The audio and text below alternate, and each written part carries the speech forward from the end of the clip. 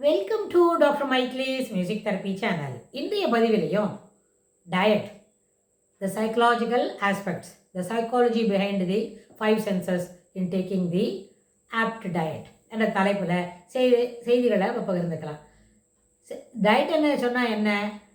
சாப்பிட்ற உணவு பொதுவாக நம்ம எப்படி புரிஞ்சுக்கிறோம்? சாப்பிட்ற உணவு அன்றாடம் சாப்பிடக்கூடியது போதுமான அளவுக்கு என்ன, it gives adequate strength and energy to perform the physical activities. அதுக்கு சாப்பாடு அவசியம் அப்படின்னு நம்மளுக்கு எல்லாருக்கும் தெரியும். ஆனால் இதுவே தேவையான உணவு எது, சரிவிகித உணவு, எந்த உணவில் நம்ம முக்கியத்துவம் கொடுத்து அதுபோல் உணவு எடுத்துக்கணும், எந்த அளவுக்கு என்ன 3 விதமான வெள்ளை என்ன, ஒயிட் என்னது, சால்ட்டு, சுகரு, கார்போஹைட்ரேட், இது 3த்தில் எதெல்லாம் நம்ம குறைச்சணும், எந்த வயசு வரைக்கும் சாப்பிடணும், அதெல்லாம் சரியான அளவுக்கு பார்க்கறது, இதெல்லாம் டயட்டில் சேர்த்திக்க. இது எதை தொடர்புடையது?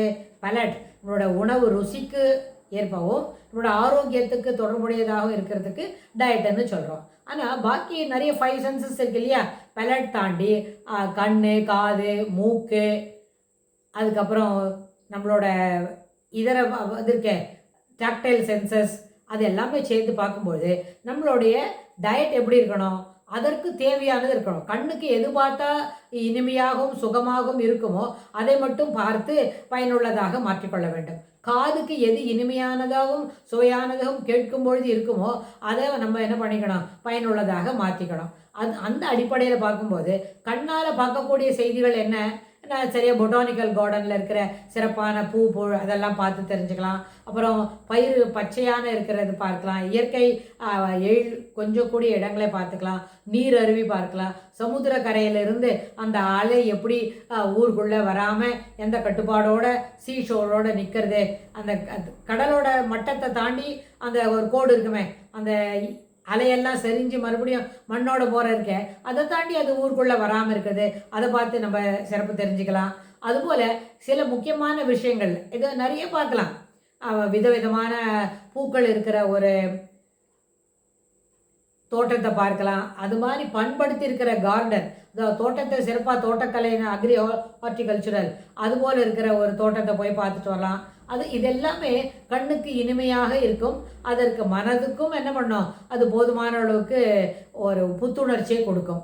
ஆனால் இதுவே சில சமயத்தில் இது மட்டும்தான் பார்க்கணுமா, இதெல்லாம் பார்க்குறதுக்கு எங்களுக்கு பிடிக்காது, நாங்கள் வேறு எல்லாத்தையும் பார்ப்போம் அப்படின்னு சொன்னால் பார்க்கலாம், எல்லாத்தையுமே பார்க்கலாம். அதற்கெல்லாம் என்ன வேணும், ஒரு கட்டுப்பாடு இருக்கணும். ஒரு டிராஃபிக் ஜாம் இருக்குது, நிறைய நேரம் பார்த்தா பிடிக்கும், கில் த டைம் அப்படின்னு சொல்கிறவங்களாம் இருப்பாங்க. அவங்களோட ஓப்பன் டெரஸ் அந்த பால்கனியில் அதுபோல் நின்று பார்த்துக்கிட்டே இருந்தால் தெருவில் போகிற டிராஃபிக்கை என்ன பண்ணிடலாம், நேரம் போகிறதே தெரியாமல் பார்த்துக்கிட்டே இருக்கலாம். அது கூட கண்ணுக்கு விருந்து தான் அப்படின்னு நினைப்பாங்களா, சொல்லுவாங்க தான், ஆர்கியூ பண்ணுவாங்க, ஜஸ்டிஃபிகேஷன் கூட நடக்குமா இருக்கும். ஆனால் அது பார்த்த பிறகு மனதில் அமைதி இருக்காது. You can kill the time, you cannot என்ன ஸ்டோர் எனி திங், அதுலேருந்து நம்ம எதையும் பார்த்துக்க முடியாது.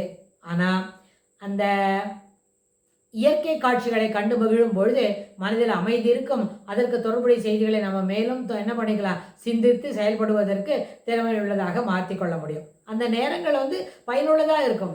இப்போ நம்ம சென்ற பதிவில் சொன்ன மாதிரி தான், ஒரு நிமிஷத்து ரீல்ஸை தொடர்ந்து ஒரு 50 நிமிஷத்துக்கு ரீல்ஸ் பார்த்தா கூட அதில் நம்ம எதுவுமே என்ன பண்ணிக்க முடியாது, டைம் மட்டும் தான் பாஸ் ஆகிருக்கும். We cannot retain anything. அதுவே வேற இப்போ அந்த 50 நிமிஷத்தில் 20 நிமிஷத்துக்கு குறைவாக இருக்கிற 18 நிமிஷம் 20 நிமிஷம் அதுபோல் இருக்கிற 2-3 வீடியோ, ஒரு லெக்சர் கேட்டோம்னு வைங்க, அந்த 20 நிமிஷம் கேட்ட செய்தியில் 10 நிமிஷம் போல் நம்மளுக்கு நினைவு இருக்கும். அதுக்கு மேலே இன்னொரு 10 நிமிஷத்துக்கு மேலே இருக்குதுன்னு சொன்னால் அதில் சில முக்கியமான நோட்ஸ் கூட அதில் எழுதிக்க முடியும். ஸோ இது எல்லாமே தொடர்ந்து சில விஷயங்களை ஒரே டாப்பிக்கில் பார்க்கும் பொழுது, ஒரே டாப்பிக்கில் கேட்கும் பொழுது அது அந்த தலைப்பில் இருக்கிற செய்திகள் மனதில் பதிவதற்கு வாய்ப்புண்டு. அதனால் இயற்கையான காட்சிகளை கண்டு மகிழும்போது மனம் அமைதி வருகிறது. அதுக்கப்புறம் இது போல் ஒரு செய்தியை ஒரு வகுப்பறையில் நடக்கக்கூடிய ஒரு லெக்சர் நம்மளுக்கு பாடம் சொல்லித்தராங்க, அந்த brain and music, the mind behind அப்படின்னு சொல்லி ஆரம்பிக்கிறாங்கன்னு வைங்க.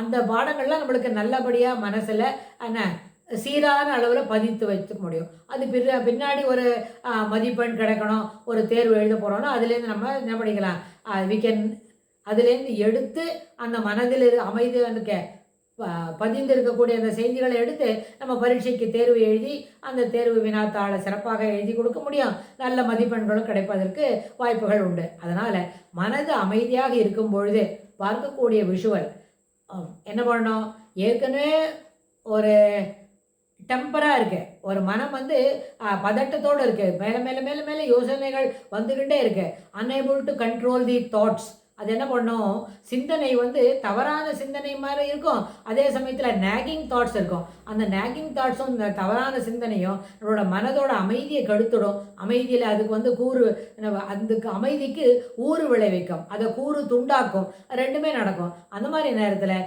இனிமையான என்ன பண்ணணும், மலைச்சாரலில் இருக்கிறது, ஒரு நீர்வீழ்ச்சியை பார்க்கறது, அதுக்கப்புறம் ஒரு சூரிய உதயம், சூரிய அஸ்தமனம், அதுக்கப்புறம் ஒரு பொட்டானிக்கல் கார்டனில் இருக்கிற விதவிதமான பூக்கள், பழங்கள், காய்கறிகள், அந்த வந்து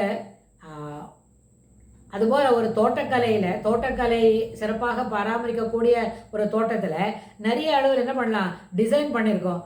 கட் பண்ணியிருக்கிற செடி, ஒரு மரம் தெரியுமா, மிருகங்கள் போல் செடியவே அப்படி 4-5 செடி பக்கத்தில் வளர்த்து அது ஒன்றோட கொண்டு தூரேந்து எட்டி நின்று பார்க்கும் பொழுது ஒரு என்ன பசு போலவோ ஒரு சிங்கம் போலவோ அது போலெல்லாம் கட் பண்ணியிருப்பாங்க.